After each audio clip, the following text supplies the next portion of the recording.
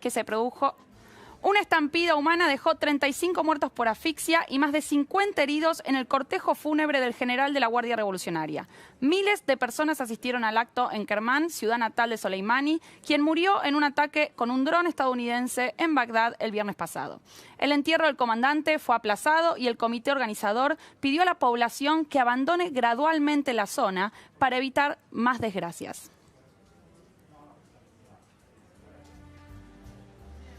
Y para hablar de la situación entre Irán y Estados Unidos, lo tenemos a Juan Bataleme. Hola, ¿cómo estás, Juan? ¿Qué tal, Camila? Gracias por la invitación. Especialista en seguridad. Muchísimas gracias, Juan, por venir. Por favor. Y mi primera pregunta es, ¿qué particularidades tuvo en términos militares el ataque a Soleimani? Bueno, en primer lugar, es algo que sigue, es una continuidad, que es el uso por parte de los Estados Unidos de dron y misiles dirigidos contra objetivos específicos, tratando de minimizar lo que podrían ser considerados daños colaterales, ¿no? Esto también es un despliegue de poder militar, apuntado principalmente a mandar un mensaje claro a una fuerza militar importante como es el IRGC, que es, en esencia, decirles, nosotros podemos llegar a cualquier blanco que consideremos relevante para ustedes. Creo que ese es el contexto militar. Desde el otro punto de vista, es restablecer cierta capacidad de disuasión. Recordamos que Estados Unidos hace tiempo que está tratando de replegarse del Medio Oriente, de retirarse del Medio Oriente. Lo inició Obama en relación a Irak, después el ISIS lo volvió a traer a los Estados Unidos, cambiando la modalidad. También ha sido un objetivo de parte de la administración Trump tratar de retirar gente de Afganistán, de Irak, y en ese sentido eso le ha dado un impulso a los iraníes a tener un rol mayor en Siria, en Líbano, en Yemen. En esta lógica es que Estados Unidos actúa, ¿no? En esta lógica que ya es global y que viene desde el año 2001, que es la lógica de el cachetazo contra el cachetazo, por así decirlo. Claro. No, uno golpea y hay una contrarreacción, y ahora el mundo está esperando algún tipo de contrarreacción de parte de Irán para entender si Irán o si Estados Unidos va a volver a golpear o no. Y en el caso de que esto escale, ¿cuál es la potencia militar que tiene cada una de las partes? Ciertamente Estados Unidos es mucho más grande, ¿no? Estamos hablando de 600.000 millones de dólares contra 21.000 millones de dólares de presupuesto bruto en términos de presupuesto de defensa. Casi 1.200.000 hombres por parte de los Estados Unidos, 500.000 del lado de Irán. El gran tema acá es que, aún siendo Estados Unidos un gigante militar, difieren en el tipo de estrategia que tienen, ¿no? En términos militares.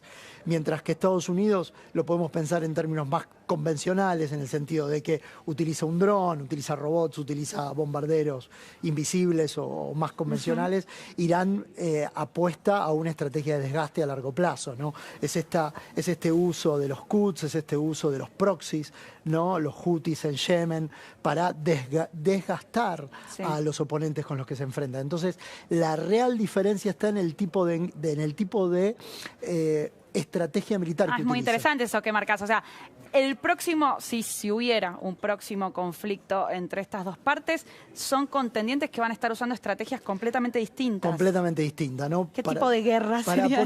Para ponerlo en términos fáciles y rápidos de explicar. Mientras que Estados Unidos tiene una estrategia producto de su hegemonía global, tiene una estrategia de accesos, o sea, ellos lo que buscan es tener acceso por tierra, por mar, por aire y desde el espacio exterior, que eso es lo que les dio la ventaja, en último caso, para poder matar a Soleimani. Los iraníes han desarrollado una estrategia de antiacceso. Esto es de bloqueo constante. Y hay bloqueos políticos y hay bloqueos militares. Lo que ha logrado Irán en este último tiempo, principalmente desde el repliegue de los Estados Unidos, pero sobre todo desde que se fue el ISIS, Irán contribuyó a la derrota del ISIS, ¿no? Junto con Irak, es bloquear la influencia norteamericana.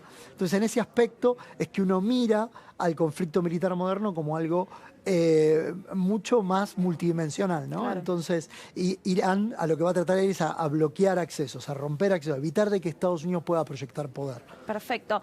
Uno de los anuncios de Irán fue que se va a retirar o que va a abandonar algunas de las limitaciones que le impone el acuerdo nuclear. ¿Cuáles son esas limitaciones y qué implicancias va a tener ese abandono? En esencia, enriquecer uranio, en esencia restablecer el programa de misiles. Irán tiene misiles de corto y de mediano alcance, justamente el comandante de la fuerza Soleimani era uno de los que estaba encargado de, por así decirlo, el botón misilístico. Acá no existe el botón nuclear porque no tiene capacidad nuclear, ¿no? Pero llegado el caso, lo que ha generado Estados Unidos con esto, y si vos querés como algo contraproducente a la propia lógica de matar, es que le da la excusa a Irán para acelerar su programa nuclear y eventualmente tener una capacidad nuclear. Claro. Es dable esperar de que actores en el Medio Oriente, el propio Estados Unidos, pero también Israel y Arabia Saudita, traten de evitar de que militarmente de que Irán llegue a tener una capacidad nuclear, ¿no? Bueno, de hecho, ayer Trump tuiteó que Irán nunca va a tener la bomba atómica. ¿Podría tenerla? Es decir, ¿cuánto se tarda en...? La pregunta es, ¿cómo haces? La capacidad la tiene. Las estimaciones occidentales, que son las fuentes a las cuales nosotros podemos aproximarnos, estiman entre 6 meses y 1 año. Sí. Algunas un poco más optimistas, no sé si es la palabra correcta, pero hablan de un periodo de 2 a 3 años. Lo cierto es que Irán tiene, no es solamente poder generar la detonación nuclear, sino también poder instalar ese artefacto nuclear en un misil, que es lo que le daría la capacidad real, o poder lanzarlas de un avión, ¿no? En ese aspecto es donde uno podría esperar que en un tiempo máximo de 1 a 2 años Irán la tuviera. Lo puede llegar a tener... 1 a 2 años. Exactamente. Es mucho tiempo el que se requiere. En realidad, en términos militares no. En términos militares lo que vos tenés son ventanas de oportunidades. Lo que todos establecen es cuál es el gap en que yo puedo generar para poder cortar esa ventana de oportunidad para que Irán pueda tener un arma nuclear, ¿no? Y ahí es donde aparece la posibilidad de tener un conflicto regional mayor, considerando que un conflicto regional en principio podría llegar a arrastrar a Rusia, lo cual es poco probable. Pero existe esa posibilidad y eso es lo que genera preocupación a nivel global. Lo cierto es que Irán ahora tiene, por así decirlo, una razón por la cual devenir nuclear. Más allá de que Israel, aunque no comenta, o sea, Israel es un estado nuclear, pero que nunca lo va a reconocer oficialmente, como sí lo han hecho otros estados, lo cierto es que ahí Irán tiene la posibilidad de decir, bueno, mi seguridad está en juego, entonces la única forma de la cual no se te van a meter conmigo es seguir la lógica de Corea del Norte y eventualmente tener un arma nuclear. Lo que pasa es que esto va a tener un efecto derrame en otros actores, como por ejemplo Arabia Saudita, que Arabia Saudita tiene capacidad misilística, no tiene capacidad nuclear y tiene acuerdos con Pakistán para que eventualmente se haya una transferencia de tecnología nuclear hacia ellos. Entonces ahí hay un conundrum, un problema que esta situación, lejos de aplacar, sí genera preguntas en el mediano plazo. Vos recién decías que el rol de Arabia Saudita es bastante importante. ¿Qué rol está jugando acá? Y Arabia Saudita está peleando entre proxies, digamos, por aproximación, y en algunos casos directamente ellos, una guerra con los aliados de Irán en Yemen, ¿no? Entonces, es importante y además es uno de los principales receptores de equipamiento militar occidental en el Medio Oriente, y si uno mira toda esta dinámica de conflicto en el largo plazo, fueron los Houthis los que utilizaron drones, o mejor dicho, vehículos teledirigidos para atacar el complejo petrolero saudí, ¿no? Entonces, hace 6 meses atrás. ¿Cuán probable crees que es una escalada de conflicto? Siempre han llegado a límites. Creo que los dos tienen mucho para perder, sobre todo por sus posiciones internas. El régimen iraní ha mostrado algunas debilidades políticas importantes, no solamente Rouhani, sino también Khamenei. Los dos han enfrentado disidencias externas y el propio Donald Trump enfrenta un Congreso, por así decirlo, que no está dispuesto a darle una autorización para un conflicto militar sostenido en el tiempo. Lo que no quita que, usando las prerrogativas presidenciales y a través de una orden ejecutiva, Estados Unidos pueda lanzar ataques como los que Trump suele amenazar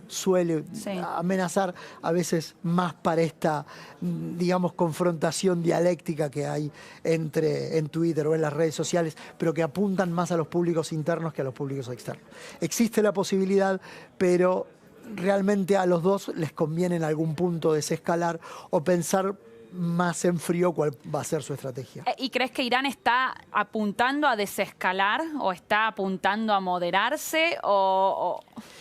En realidad ahí hay que mirar primero la persona, el comandante militar que murió, Soleimani, Sí. era muy importante en términos militares, pero también en términos políticos, ¿no? Claro. Y acá la respuesta es más bien política. Lo que hay que mirar es cómo se fortalecen aquellos que tienen las lineaduras y que tal vez esto le permita la oportunidad a Irán, no tanto para atacar, sino para acelerar sus planes nucleares, Claro. ¿sí? Para reactivar la producción de misiles de corto y mediano alcance, más que lanzar directamente un ataque contra los Estados Unidos, al menos abiertamente. Lo que sí podemos llegar a ver son acciones de las milicias a las que Irán apoya en los conflictos en Siria, en los conflictos en Líbano, en los conflictos en... Me imagino que además, siendo tan popular Soleimani, debe haber presiones internas, digo, de la sociedad civil por responder, ¿no? Sí, pero esas son manejables. Ah. Y más en un régimen político como el de Irán, digamos. Uno siempre sabe que en términos políticos tiene que poder responderle al público doméstico, pero entender los riesgos que tiene una guerra ¿no? A nivel internacional. Entonces, digamos, la prudencia acá está dada en términos de largo plazo, en que si bien hay incentivos para responder, lo lógico, lo esperable es que ambas posiciones traten de desescalar o encontrar una ventana de oportunidad que no obligue también al otro actor a escalar, siendo Estados Unidos más poderoso, ¿no? ¿Cómo juega la economía en todo esto? Porque de alguna manera la economía de Irán había repuntado luego del acuerdo nuclear en el 2015, había empezado a decaer en el 2018. ¿Hoy en qué situación económica se encuentra? Porque me imagino que eso es importante también para decidir si escalas un conflicto o no, ¿no? Exactamente. Y yo diría que a partir de que Estados Unidos arranca hace 2 años atrás con la estrategia de la presión máxima, afecta la economía de Irán. Sin embargo, un conflicto abierto, armado, dañaría mucho más la economía, que hoy reside en la exportación en esencia de petróleo, dañaría muchísimo más porque el petróleo sería un objetivo válido por parte de los norteamericanos a atacar. Entonces, de vuelta, eso también es otra razón para desescalar, más allá de que sí le genera a Irán un incentivo para lanzar un ataque si quiere dañar a Occidente, ¿no? Acá hay una relación de interdependencia que, de vuelta, los dos están mirando y los dos tienen que evaluar si a la larga Irán, fíjate que se acusó a los hutis de atacar el complejo petrolero saudí. Eso tuvo un impacto en el precio del petróleo, pero a la larga, de vuelta, los saudíes no replicaron sobre la estructura petrolera iraní. Esto no quita que pueden haber ciberataques, esto no quita que haya momentos de tensión o de crisis que a vos te lleven el petróleo o lo que llamamos hoy seguridad energética, que está enlazada a la seguridad económica, a problemas mayores, digamos, ¿no? A que esto, en definitiva, termine tirando a una recesión más grande. Estados Unidos tampoco se beneficiaría en este caso de una guerra, porque Estados Unidos está viviendo una primavera económica muy importante. Clarísimo, Juan. Muchísimas gracias por favor, haber un placer, venido. Un gusto. Vamos a hablar ahora con Juan Pisanoto sobre el tránsito. Momento de servicios, Camila.